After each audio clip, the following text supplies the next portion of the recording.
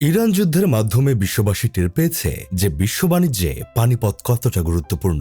এক হরমুজ প্রণালীর কারণে টালমাটাল হয়ে উঠেছে গোটা বিশ্বের অর্থনীতি। ভৌগোলিকভাবে ইরান ও ওমানের মাঝে অবস্থিত এই প্রণালী, যা মূলত আরব উপসাগর ও পারস্য উপসাগরকে যুক্ত করেছে। হরমুজ প্রণালী দিয়েই পৃথিবীর মোট সিএনজি গ্যাসের 3/1 এবং মোট জ্বালানি তেলের 35% পরিবাহিত হয়। গুরুত্বপূর্ণ এই পানিপথের সবচেয়ে সংকীর্ণ অংশটি মাত্র 39 কিলোমিটার চওড়া এবং এখান দিয়েই আরব দেশগুলো হতে জ্বালানি তেল বহির্বিশ্বে পৌঁছায়। হরমুজের মতোই বিশ্বে আরো কিছু পানিপথ রয়েছে যেগুলোর উপর মোটা দাগে নির্ভর করে বিশ্ব বাণিজ্য।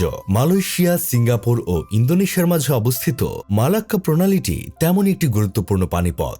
ভারত মহাসাগর ও দক্ষিণ চীন সাগরকে সংযোগকারী এই সামুদ্রিক রুট দিয়ে বিশ্ব বাণিজ্যের প্রায় 40% সম্পন্ন হয়। প্রতিদিন প্রায় 2.3 কোটি ব্যারেল তেল এখান দিয়েই যায়। তেল প্রবাহের দিক দিয়ে হরমুজ প্রণালীর চেয়েও কয়েক গুণ এগিয়ে রয়েছে এই সরু পানিপথ। মালাক্কা প্রণালীর সবচেয়ে সরু অংশটি মাত্র 2.8 কিলোমিটার প্রশস্ত। প্রতি বছর গড়ে 94,000 কার্গো জাহাজ এই পথে যাতায়াত করে। অনেকের মতে মালাক্কা প্রণালীর ফলেই সিঙ্গাপুর আজ এতটা ধনী হয়ে উঠেছে। মালাক্কার মতোই আরেক গুরুত্বপূর্ণ প্রণালী হল বাব আল মানদেব। ইয়েমেন ও জিবুতির মাঝে অবস্থিত এই পানিপথ ভারত মহাসাগরকে লোহিত সাগরের সাথে যুক্ত করেছে। এর সবচেয়ে সংকীর্ণ অংশটি মাত্র 32 কিলোমিটার চওড়া। বাব আল মানদেব দিয়ে প্রতিদিন 40 লাখ ব্যারেল তেল পরিবাহিত হয়। বিশ্ব বাণিজ্যের প্রায় 12% এই প্রণালীর উপর নির্ভরশীল। বর্তমানে ইয়েমেনের হুতি বিদ্রোহীরা বাব আল মানদেব প্রণালী নিয়ন্ত্রণ করে এবং প্রায়শই তারা ইসরায়েলের সাথে সম্পর্কযুক্ত জাহাজগুলোর উপর চালায়,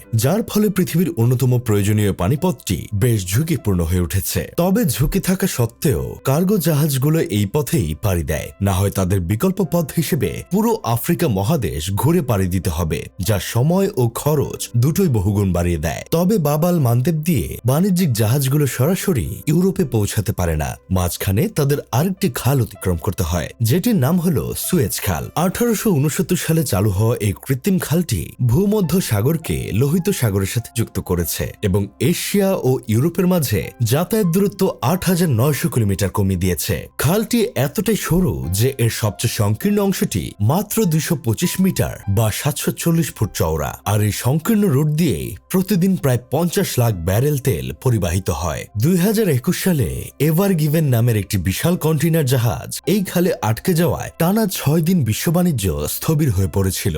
এর ফলে প্রায় 10 বিলিয়ন বা 1,000 কোটি ডলারের বাণিজ্য ক্ষতিগ্রস্ত হয়। সুয়েজ খালের মতোই আরেক সরু তবে গুরুত্বপূর্ণ পানিপথ হল পানামা খাল। এই খালের সবচেয়ে সরু অংশটি মাত্র 222 মিটার প্রশস্ত, যেখান দিয়ে প্রতিদিন 20 থেকে 30 লাখ ব্যারেল তেল পরিবাহিত হয়। 1914 সালে চালু হওয়া এই কৃত্রিম খালটি ক্যারিবিয়ান সাগরকে প্রশান্ত মহাসাগরের সাথে যুক্ত করে। যুক্তরাষ্ট্রের কন্টেইনার পরিবহনের 40% এবং এশিয়ায় তাদের জ্বালানি গ্যাস রপ্তানির প্রায় 95% এই খালের উপর নির্ভরশীল। অর্থনৈতিক বিবেচনায় টার্কিশ প্রণালীও কম গুরুত্বপূর্ণ নয়। তুরস্কের বসফরাস ও দার্দানেলিস প্রণালী নিয়ে এই পানিপথ গঠিত, যেখান দিয়ে প্রতিদিন গড়ে প্রায় 30 থেকে 40 লাখ ব্যারেল জ্বালানি তেল পরিবহন করা হয়। কৃষ্ণ সাগর ও ভূমধ্য সাগরকে যুক্ত করা এই প্রণালীটি পূর্ব ইউরোপের দেশগুলোর জন্য বিশ্বের বাকি অংশের সাথে যুক্ত হওয়ার একমাত্র রাস্তা।